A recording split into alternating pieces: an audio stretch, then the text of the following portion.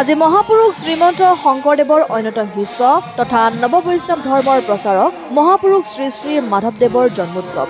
12 কুৰি বৰগীতৰ স্ৰষ্টা মহাপুৰুষ মাধৱদেৱৰ অসমীয়া সমাজ জীৱনলৈ অৱদান অপৰিসীম। আজি গুৰুজনাৰ জন্মোৎসৱ উপলক্ষে পুৱাৰে পৰাই হৰিনামৰ ধ্বনিৰে মুখৰিত হৈ পৰিছে ৰাজ্যৰ সত্ৰ নামঘৰসমূহ। সকলোৱে গুণানুকীৰ্তন কৰিছে বৰহাৰপুৰ সৃষ্টিৰাজিৰ। ঐতিহাসিক ঢেকীয়াখোৱা বৰনামঘৰত আজি পুৱাৰে পৰাই হৰিনামৰ ধ্বনি উঠিছে।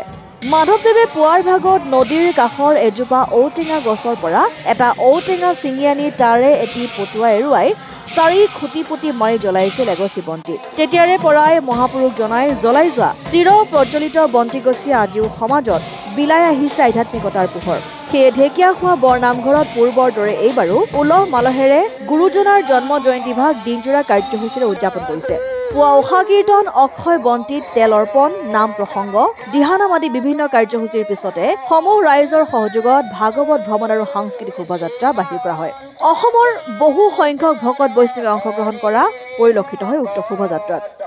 ইফালে সাংস্কৃতিক শোভাযাত্ৰাৰ পাছতে মূল নাম আৰু তাৰ পিছতে এক ধৰ্মালোচনী সভা, কৃতি ছাত্ৰ ছাত্ৰীক সম্বৰ্ধনা তথা মহাপুৰুষজনাৰ অমৰ সৃষ্টিৰাজিৰ চৰ্চা আৰু নিশালৈ ভাওনা প্ৰদৰ্শনৰ ব্যৱস্থা কৰা হৈছে বুলি জানিব পৰা গৈছে।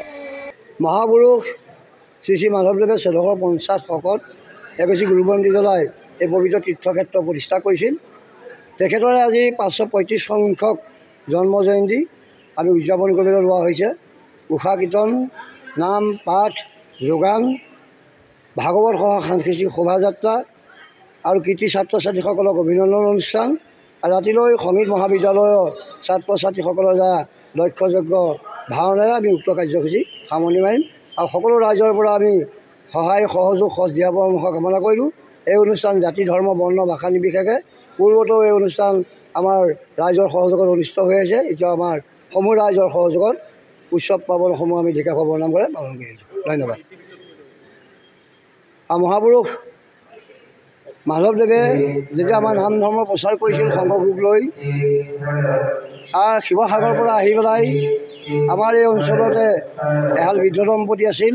সেই দম্পতীৰ ঘৰত এৰাতি আশ্ৰয় লৈ তেখেতে গুৰু সেৱা কৰিছিল এগছি বন্তি জ্বলাই, আৰু তেখেতক এই বুঢ়া বুঢ়ীয়ে বুজি অন্ন খুৱাইছিল ঢেকীয়া শাকেৰে, আৰু ঢেকীয়া শাক খোৱাৰ কাৰণে এই গাঁওখনৰ নাম আমাৰ ঢেকীয়াখোৱা হ'ল।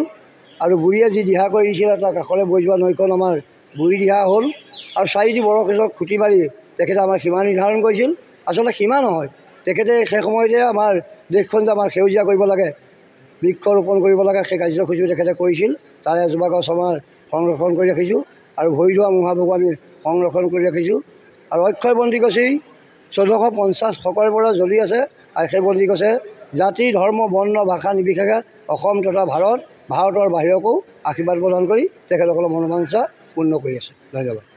অসম আদিত্য টিয়ক।